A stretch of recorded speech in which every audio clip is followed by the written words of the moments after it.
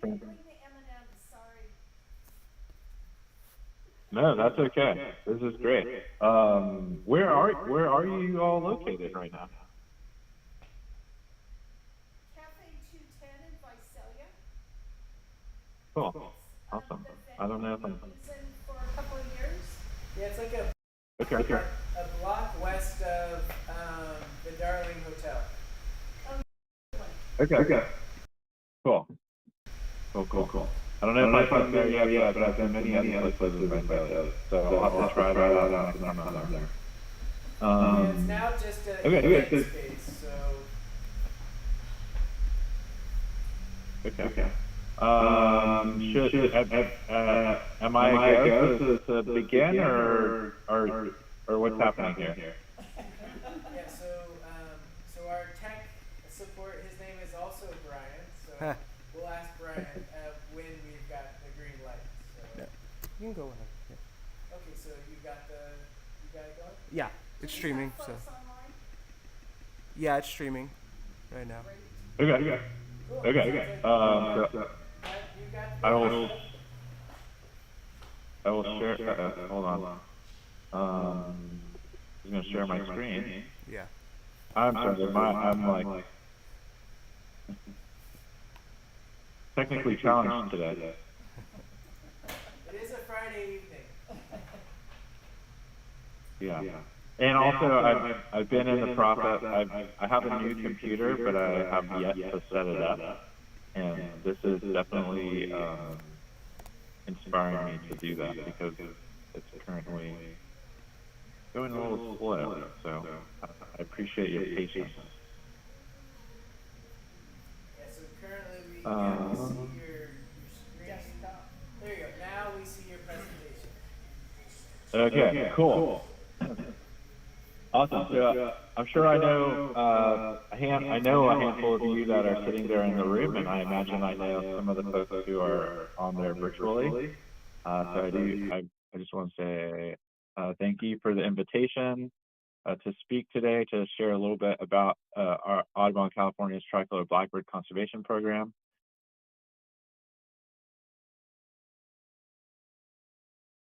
Should I pause? Yeah, you're good. Oh, good. Okay. I know, many of you are very familiar with tricolor blackbirds, but I imagine there might be some new faces in the crowd, and so I will start by sharing kind of like an overview of the birds, as well as some of the past and current conservation efforts. I'll speak a little bit about the overall population, and then I'll dive into talking about our more recent project where we're tracking the flock in hopes of uncovering these hidden movements of tricolor blackbirds across California. This project would not have been possible without the support of the California Department of Fish and Wildlife. So definitely want to give them a shout out here.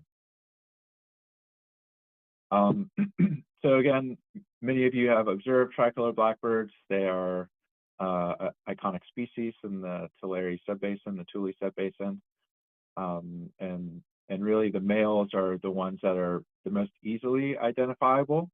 And the most diagnostic marking on tricolor blackbird males is the white wing bar, compared to the red winged blackbird that has more of a yellowish, kind of orangish wing bar. In addition to the white wing bar, the tricolors are generally like a deeper, darker black than red winged blackbirds. But honestly, it's not really discernible in the field, at least from my perspective. But what is, again, is this white wing bar, and it's particularly clear and easy to observe when the birds are in flight. Now, on the other hand, females are a little more challenging to differentiate between the two species. Here in these two photos, it's pretty clear and obvious that the tricolored blackbird female is less streaky. There's less of an obvious like facial pattern on the female tricolored blackbird compared to the red-winged blackbird. But when you're in the field, and especially in mixed flocks, it's nearly impossible to tell the difference between the two species without really probably pulling up a chair and spending a lot of time picking through the flocks. And so what about these birds is so special?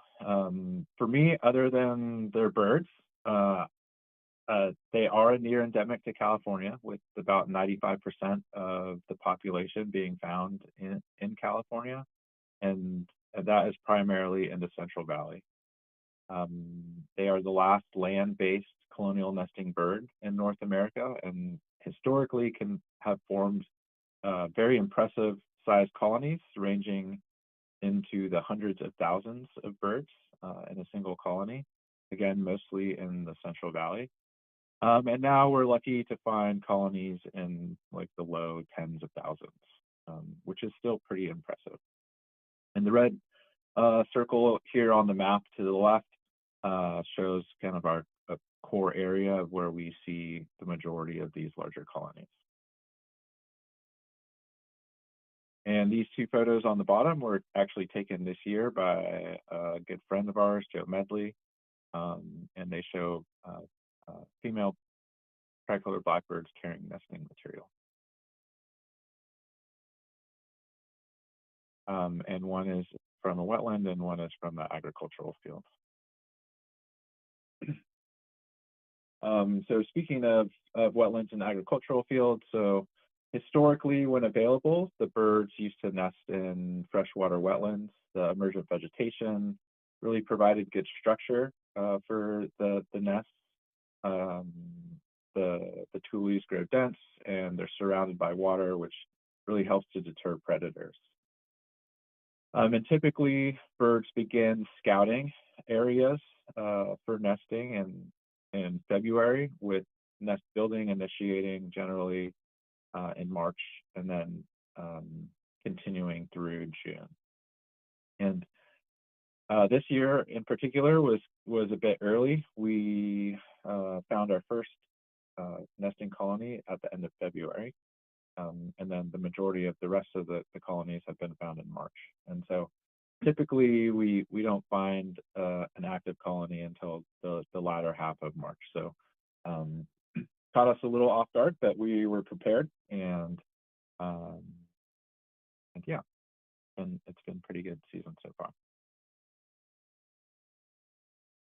So taking a step back and thinking about the population, so I did share a little bit, like historically, large colonies used to be in the hundreds of thousands. And now over these last like 2 decades or so, the entire population has been estimated to be a couple 100,000 of birds. Between 2008 and 2014, we saw about a 63% decline in nesting birds or in adult birds in California, which is, alarming. However, with recent conservation efforts, we've seen a slight recovery of the population or stabilization. But one thing but again, primarily they are found in the Central Valley.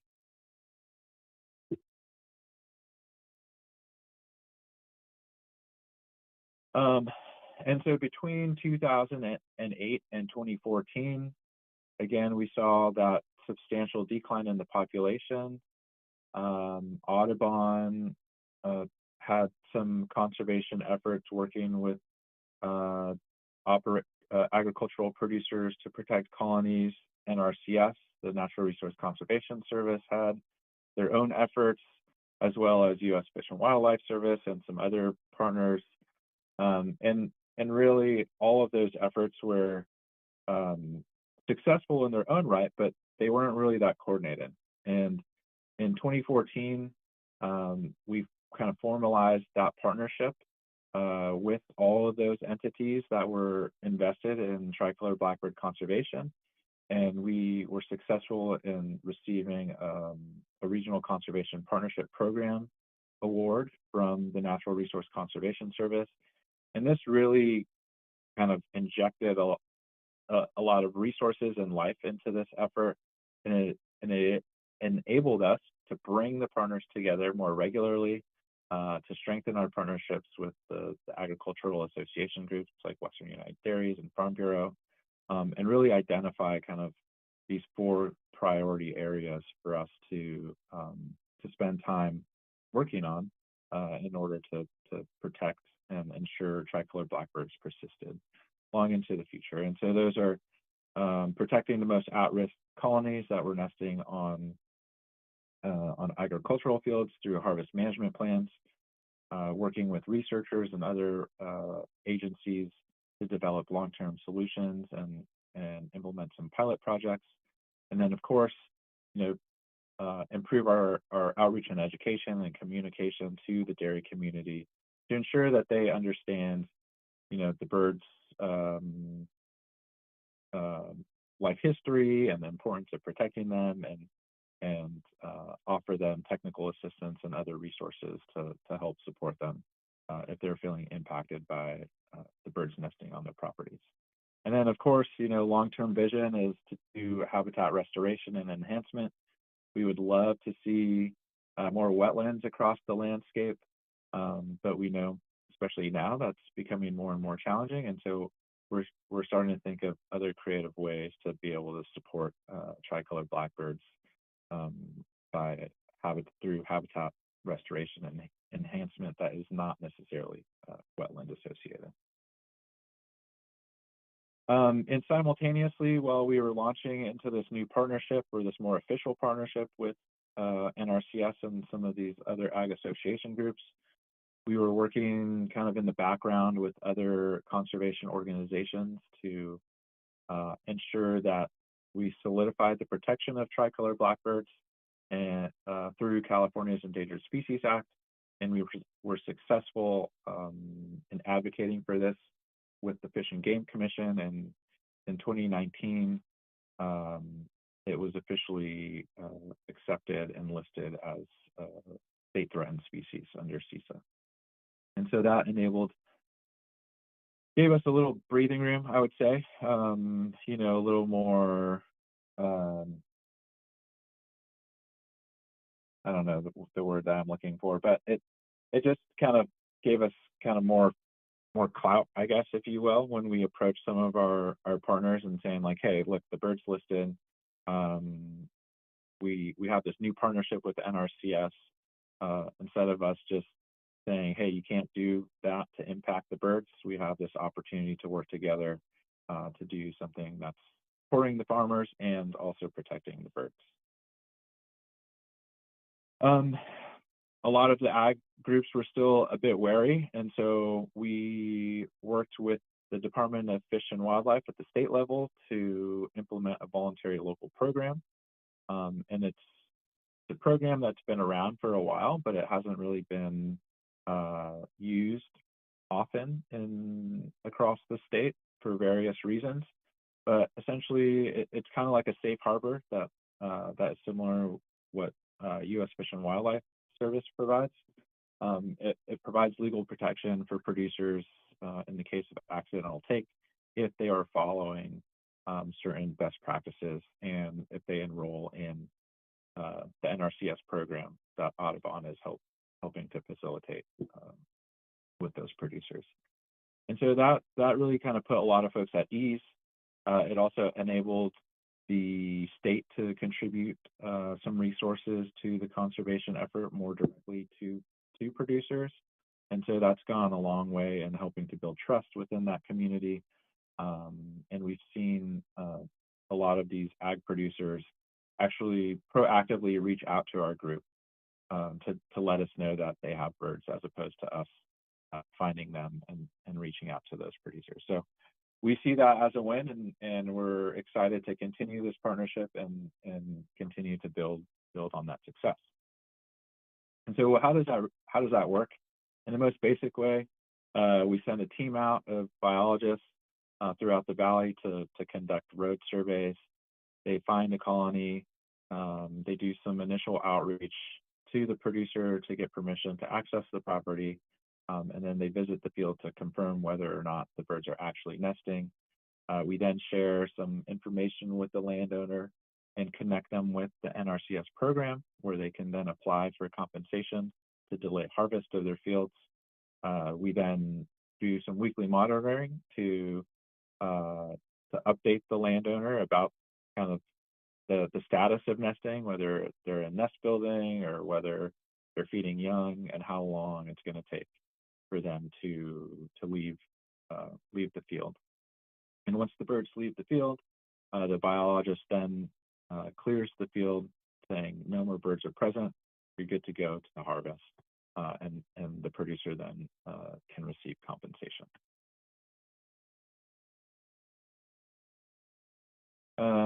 So this is kind of an example of what we're seeing when we're out there in the field. To the left is a short little video of birds fluttering above a triticale field. I imagine many of you, if you're driving around the valley this time of year, you might have seen observations like that. And it's definitely a helpful cue to us that, hey, something's happening in these fields. So after we determine that the birds are nesting, again, a lot of times we will delineate the extent of the colony. We'll give a little buffer, and then we'll flag that area off.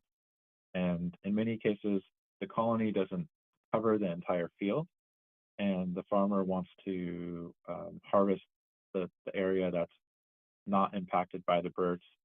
And so again, we flag that area off where the birds are, give them safe space, kind of this buffer, and then we give permission to the landowner. We clear the area and say, hey, you can harvest this area, and delay harvest in this other area where the birds are. And so that's been pretty successful and kind of and a good compromise, I would say, between us and the producers.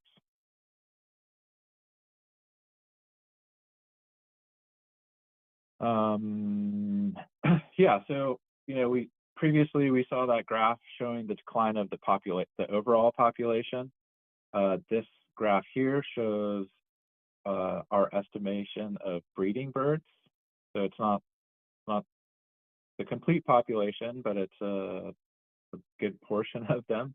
But we do see that from 2015, when our coordinated effort really started with NRCS and the other partners, to now, we have seen a relative increase in the number of birds that are being protected and able to successfully nest across Central Valley.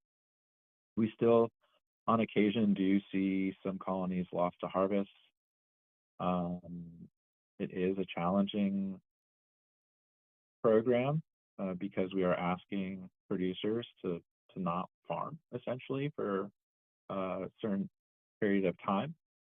And so some people have gotten frustrated, and it led to poor outcomes. As you can see, last year we were impacted quite a bit. But overall, we have had some great success, again, as you can see through the slight increase in the estimation of breeding birds across the Central Valley. Now, taking a step back, we know a lot about these birds and where they nest.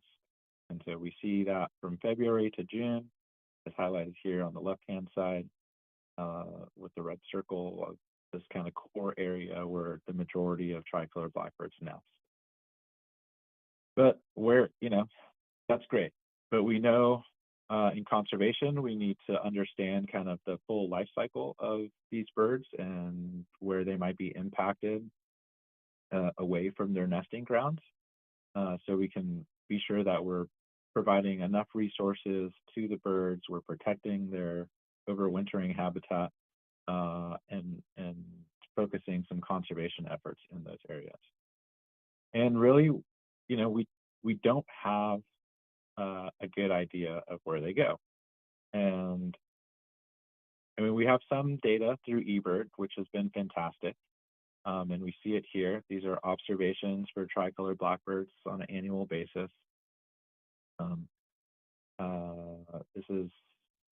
You can kind of see the sliding bar week of the year here on the right-hand side.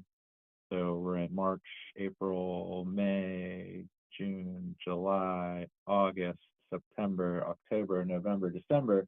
And we see that there's this huge kind of expansion of them in January, February through the nesting season. But as we get into July through December, we don't really see a lot of observations anymore. And so what's the deal with that? Does that reflect just a real concentration of those hundreds of thousands of birds in a few places, or are they going somewhere that we just don't really know? People aren't going, and we don't really know. And so that led us to look towards opportunities to better understand this. Seeing that we were having some success in protecting the most at-risk colonies, we had a little breathing room to start exploring other opportunities to learn about these birds and where they might go, and hopefully to inform future conservation efforts.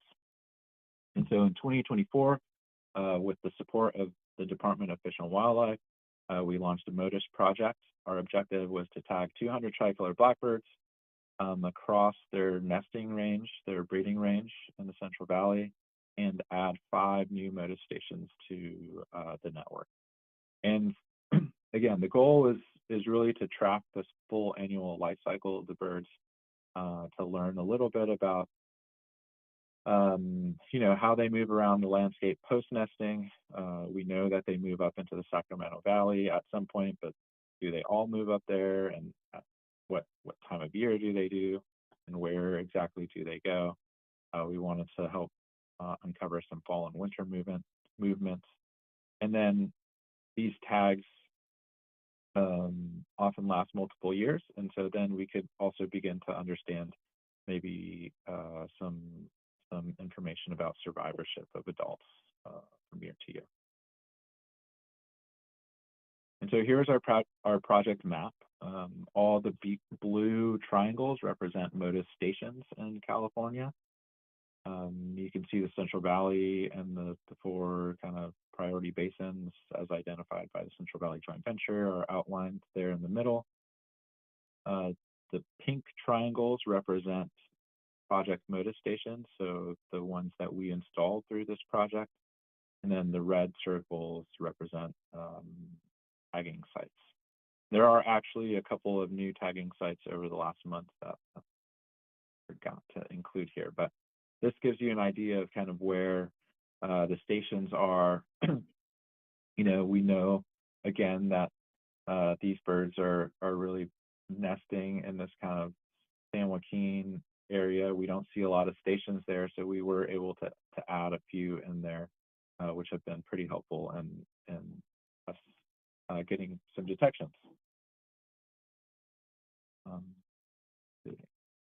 So these are the locations of our 5 towers that we have installed. So there's one in Solano County at an ecological reserve called Calhoun Cut. We were able to put one at Volta Wildlife Area in Merced. We worked with Santura Duck Club. It's a private duck club in Kern County. We were also able to put one at Mendota Wildlife Area in Fresno. And then we worked with the Tachi Yokuts and were able to install one there at the Santa Rosa Rancheria in Kings County. And so we're excited about building out the network, not only for tricolored blackbirds, but we know that a lot of other species are being detected by these towers. And so to date, we've deployed nearly all of our 200 tags. We still have a little ways to go, but these are the locations of where we deployed the tags. And so in 2025, we did deploy them at a dairy in eastern Merced County.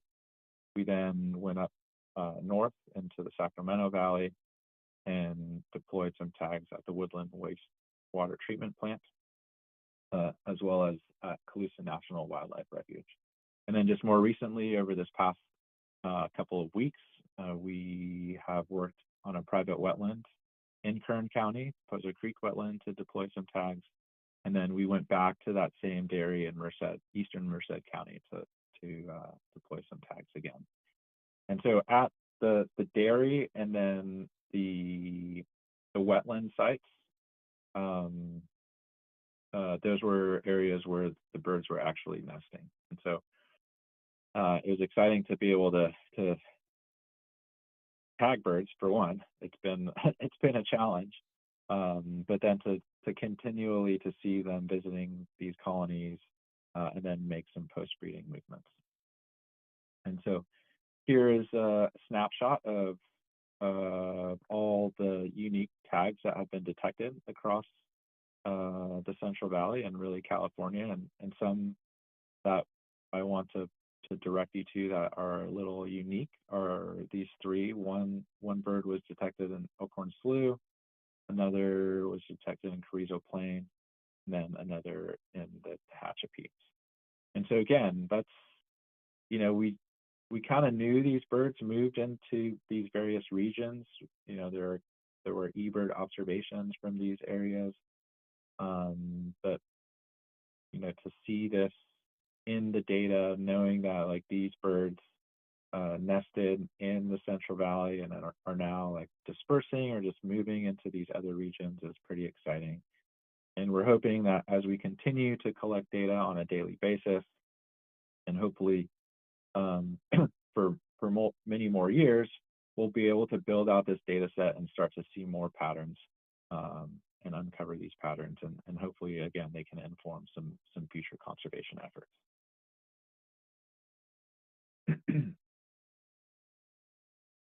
So this shows some initial movements. So just over 90 tags of the first batch, the first 104 tags that we sent out in 2025 have been detected more than one time. And you can see here that the average tag has been detected on an average of 120 days, which is pretty exciting. The graph here to the left shows the number of tags on the y-axis, and then on the x-axis on the bottom, it shows how many receivers those tags have been picked up by. And so most of them, it's been just a few to a handful, but there have been, some tags that have made some longer journeys. And so this map to the right just shows one particular bird that was picked up by 12 unique towers. And so again, that's really exciting. You know, we knew that they moved around, but we didn't really know exactly where. So it's exciting to again, to put some data to this and visualize it a little bit better. Here's a graph showing detection frequency over time. So again, you know, the neat thing here, well, so on the y-axis, we have the number of detections, and then on the bottom, it's the date. And so on the far left is June 2025, and the far right is May 2026. And so kind of similarly to what we saw in the eBird data, there's a lot of kind of observations in that June, July area, and then that kind of declined a little bit. And then we're hoping that, you know, it'll kind of pick up again. And, you know, again, we don't really know why we're not picking up a lot of detections. You know, the birds are moving into areas that there are no towers, that people don't go. You know, it is possible that there's tag failure or there's some mortality that's occurring. But, you know, we are still collecting a lot of data from a lot of the tags. And so again, hopefully this kind of builds out and we continue to learn and are able to refine maybe our methods a little bit in the future. Here is a graph on the left of detections from Calhoun Cut. So this is Solano County.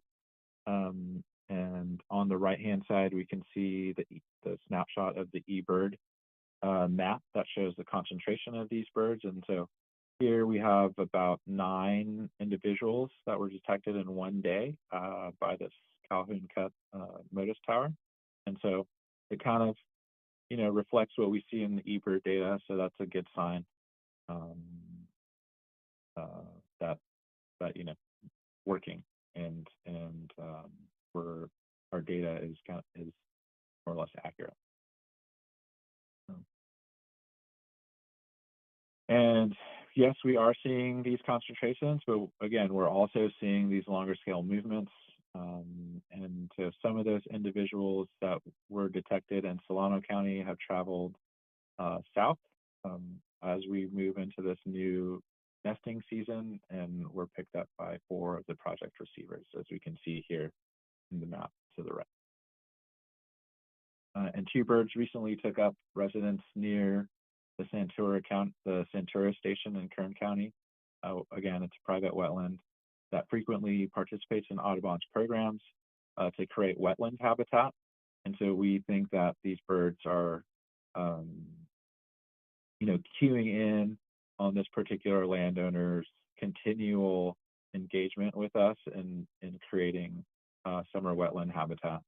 And so again, that's a positive thing. We're seeing these birds return to these locations, and hoping that it's because of the activities that we're doing with the landowner to bring them in. This is a weekly tricolor blackbird detection kind of fun visualization. It just shows over time various detections of the birds that are tagged. The larger the circle, the more unique detections or unique tags that are detected, so more individual birds. And let's see, so I don't know if you guys can see the week of the year up at the top, but we're in January, February, May, June, July, August, September, October. Yeah, so it's pretty cool. We're seeing a lot of movement. This is one individual that was detected by 12 different stations. And so on the left, we see the static map, and then on the right, we see this animation of kind of when the bird is moving. And so right now it's showing September, October, and then whoop, there we go. And then it stops. Yeah. And here's another one that shows June 27 to December 4. So this one visited or was detected by 9 unique stations.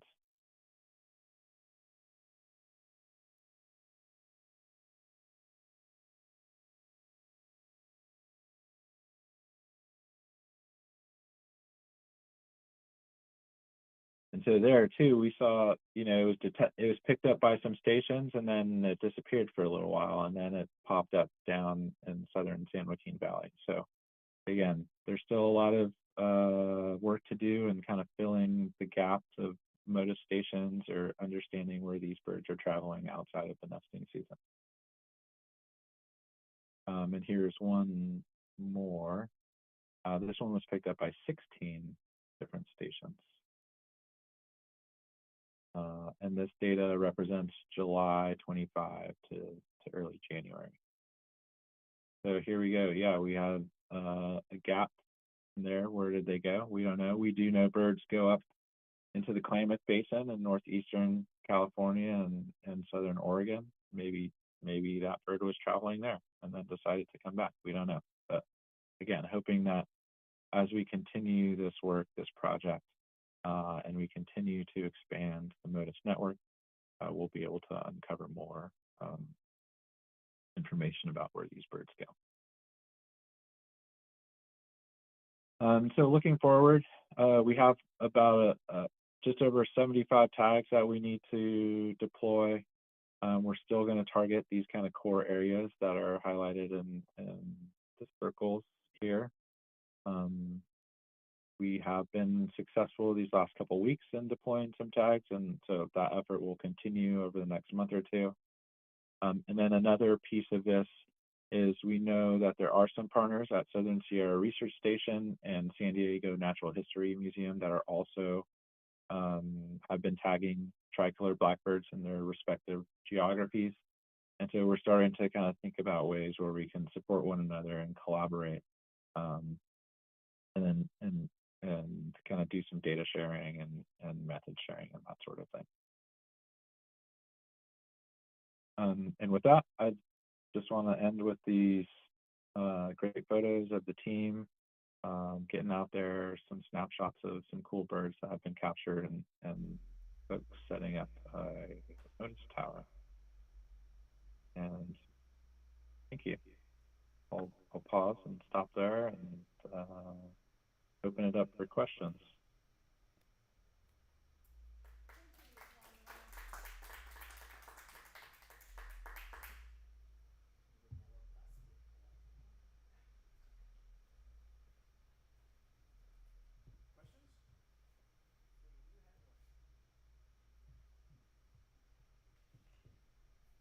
Hi, Geronimo. This is Barbara Rideoff. I don't know if you remember me, but there's a big gap in our area, like Tulare County.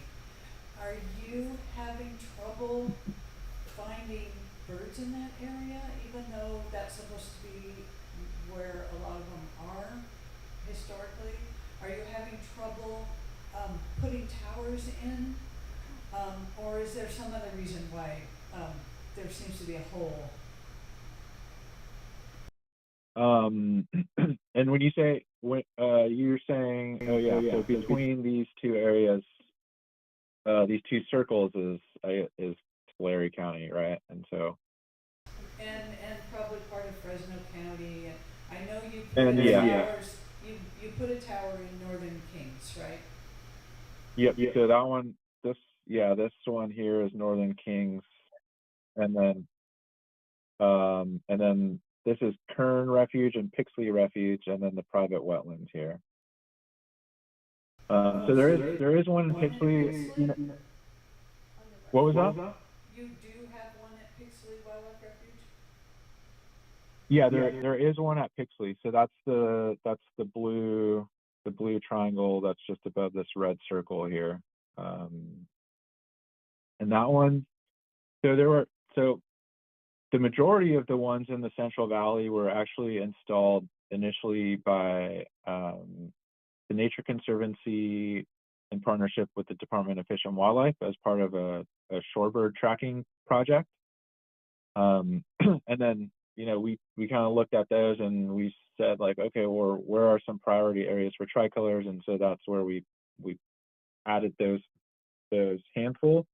We actually do have probably like 3 or 4 more towers that we need to find locations for. And so, if you or anybody in the chapter knows of a good location, we'd be happy to explore that with you guys.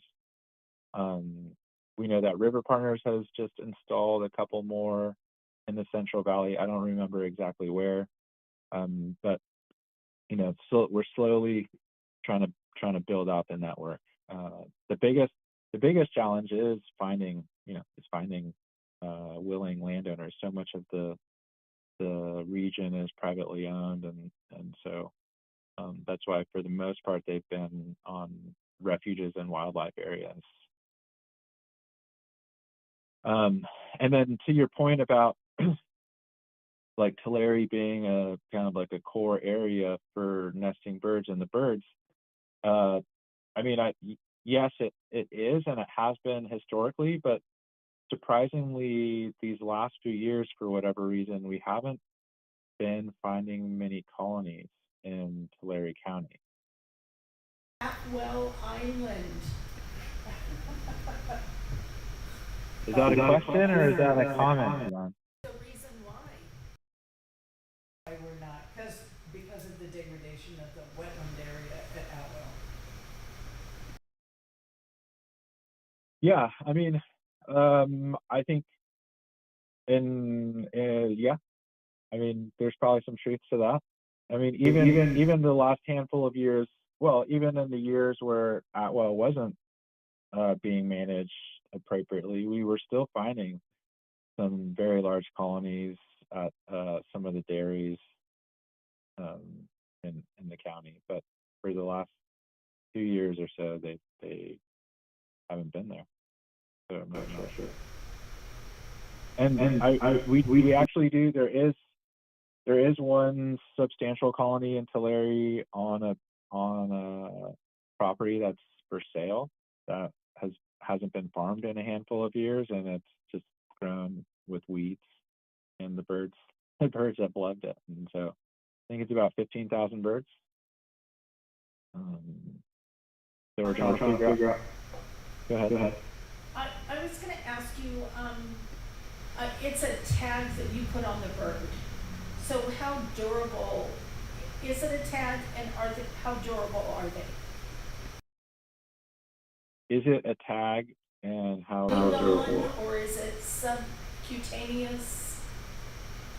It's attached with a little harness backpack, or like a leg harness.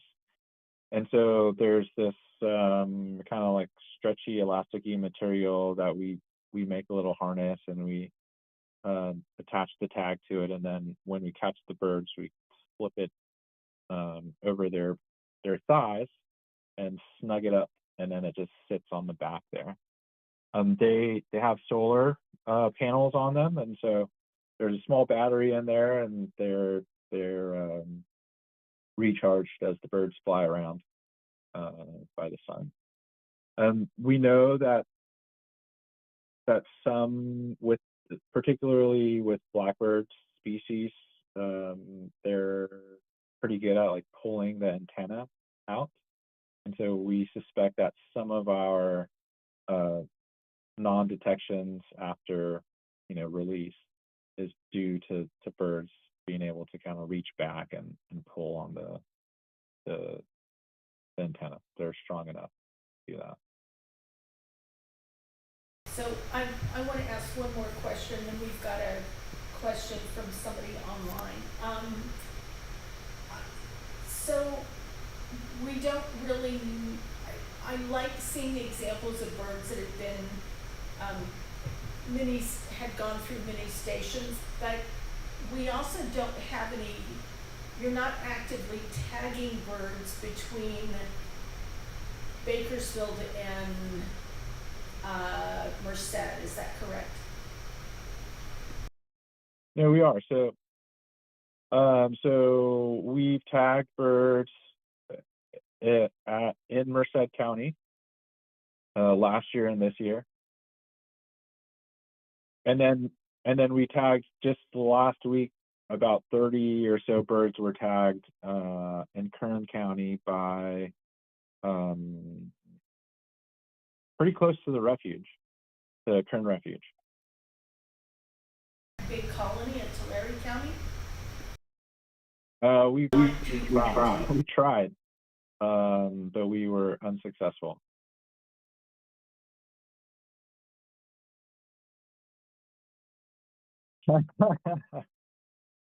Yeah, I mean, so we've used this cowbird trap where you bait it and they fly in and then they can't get out. It's almost like a crab trap or something like that. And we've had relative success with that, except for this year, for whatever reason, it's been pretty limited, and our success has actually come from putting up a mist net really close to where the birds are nesting. We're predominantly, with the mist net, we're mostly catching females. As they're coming off of the nest, they just stay low to the vegetation, and they just wham, hit the net, and we catch them. And most of the time, the males kind of go up and over or go in different directions. So, we're still learning. We're still going to try. And the goal is to get these tags out, and then go after some additional funding to find some more, and hopefully continue to get tags out in different priority areas. A couple questions from local members that are actually in Washington State right now watching this. Two of them. Cool. Why is tagging such a challenge? I think you partially answered that. The second one is, what is the range for each tower?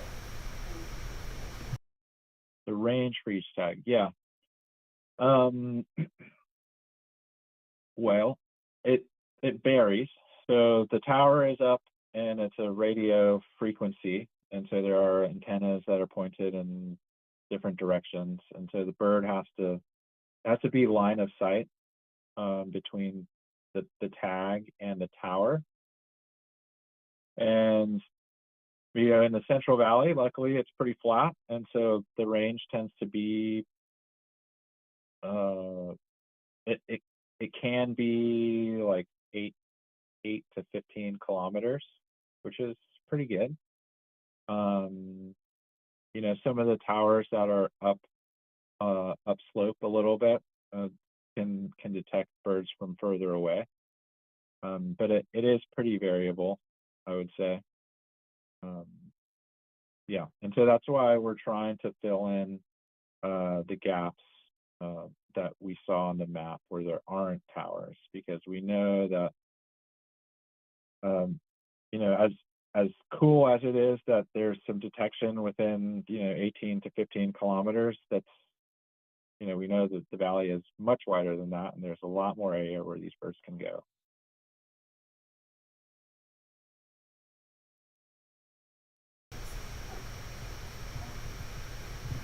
Any other questions? Hey Ronald, it's Brian. I'm curious, because obviously these most towers can get put up for various projects, and we've got these foothill populations as well along the east side of Tulare, Kern, Fresno counties. So I'm curious about if you have a tower in those locations, if they're adequately positioned, you can get some range and shots up into those Sierra foothill canyons, but do you think you would have a pretty good line of sight down west into the valley floor? Like, could you actually increase the coverage per tower versus putting these towers down at like the very bottom, the lowest point in the center east-west of the valley? Yeah, good question. I mean, I would say I'm not sure, to be honest. But I'm open to try it, and I think that is a worthwhile strategy, is to do both. Really, is to get some down in the valley and get some upslope a little bit. I mean, one challenge that we've been seeing when you go upslope is that there are a lot more like little small hills than you think. And so even if you can get it up on one of those hills, like the line of sight gets disrupted because of the like the dips that we get. We are so through our regional conservation partnership program, we just received a renewal at the end of 2025, which is really exciting. That will continue our work through 2029 and maybe into 2030. But one of the new aspects of that is to work with our conservation ranching program to identify those kind of rangeland areas where we know birds have been nesting, have always nested, have foraged, and think about ways we can either enhance habitat and or if there are opportunities on some of these ranches to put a tower or to do some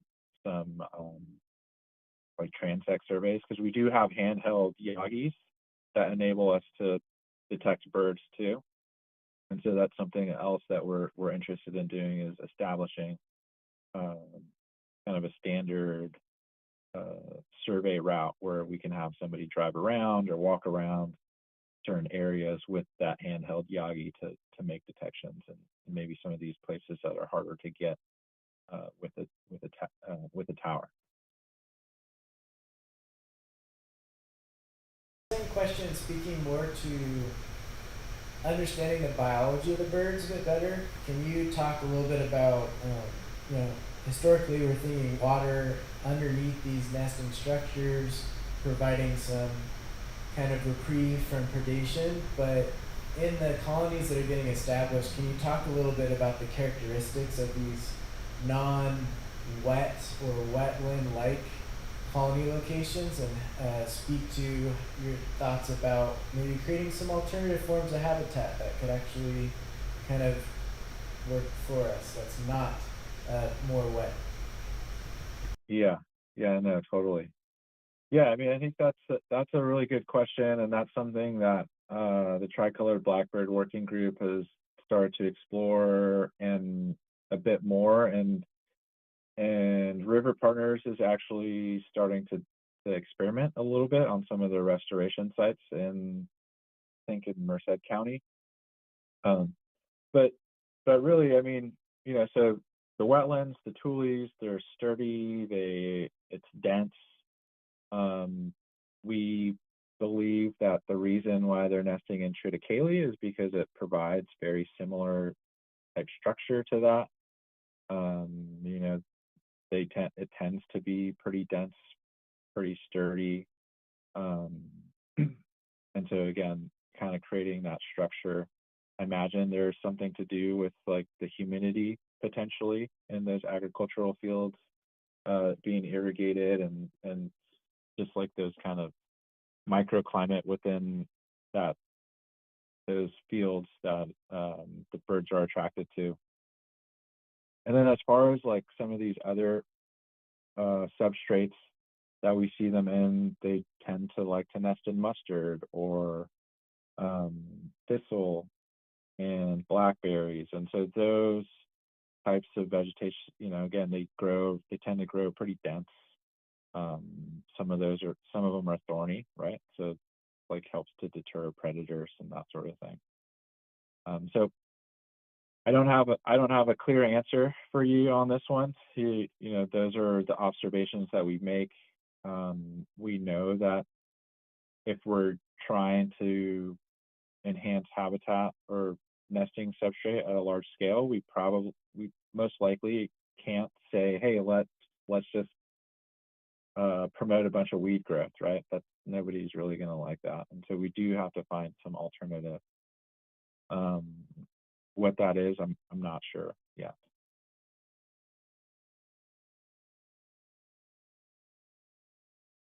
Any other questions? Barbara's got one.